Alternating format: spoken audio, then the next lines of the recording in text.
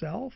Last week, a dozen times, I was in conversations and asked some clarification questions, some evidence-based questions, and people were very surprised at when they looked back at those conversations themselves. They realized that they didn't have very good conversations. What I'm asking is there's 4 questions that I usually ask anybody in regards to how their conversations are going with other people, especially a leader to employee, okay, or a leader to somebody that's in their organization or that they're responsible for their output, okay.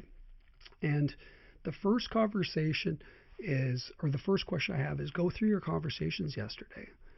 And did you go to that person or did that person come to you?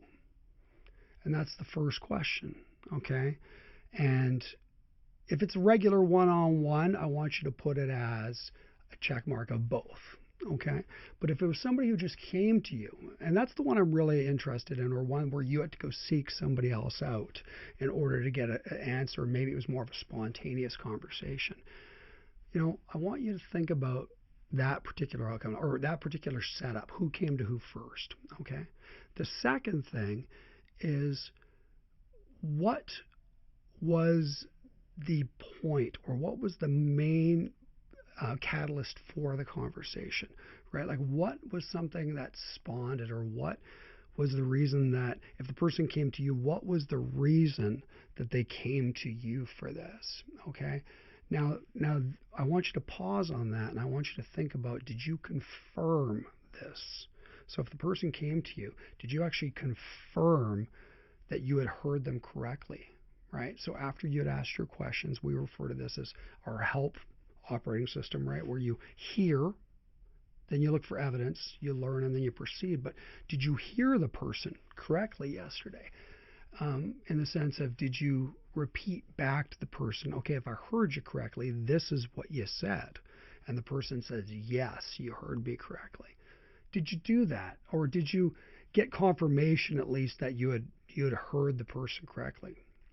That's the first thing, or that's the second thing I usually ask. The first one is who started. The second one is, did you get confirmation that you had heard everything properly? But in the conversation, did you ask more questions or did you say more statements? The last one is, who spoke the most? Right? So if you think back to every conversation, especially based on the ones that came to you, who spoke the most in those interactions? And then give yourself a score, 1 to 10. On 1 to 10, if I take those 3 or 4 questions into account, out of all the meetings I had yesterday and all the conversations, how do I think I did? Right? How do I think I did? And if you scored an 8 or something like that, you really feel you did well, that's great. I would validate, though, as your final stage with those people you met with. Right? Did you feel like I really got a hold of it? When in that conversation do you feel like I confirmed with you, right, that I had understood you correctly? Because if the person says, oh, yeah, I think you got me 100%, ask them to tell you when it happened, because a lot of times you do these things, you might not realize it.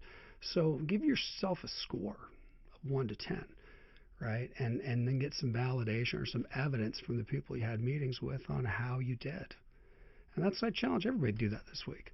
I'll be doing it as well. So anyhow, hopefully that helps. Do it. If you do struggle with conversations, or you struggle being equipped to have any conversation at any given time with anyone, it's something that we help with. And when I say we, it's myself, my wife, and a few other folks. We train people in the art of what we refer to helping others, which is hearing, evidence, learning, and proceeding. And it's how executive teams and high-functioning teams work well together. So if you want some help with that, please reach out. Thanks.